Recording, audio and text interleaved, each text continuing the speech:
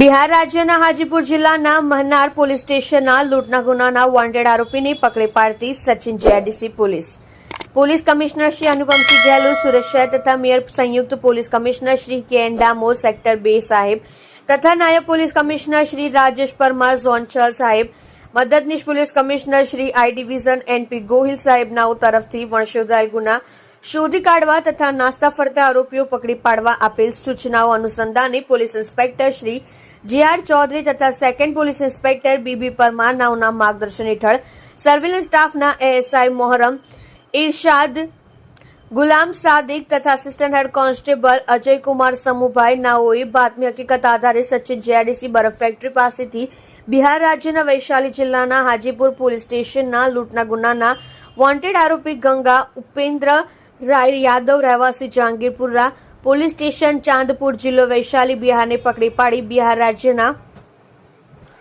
Hajipur મહનાર police station ગુના number 71/2024 ઇપીકો કલમ 395 મુજબનો ગુનાના આરોપીને પકડી પાડી સારી અને પ્રશંસનીય કામગીરી સચિન જીઆઈડીસી પોલીસ દ્વારા કરેલ છે।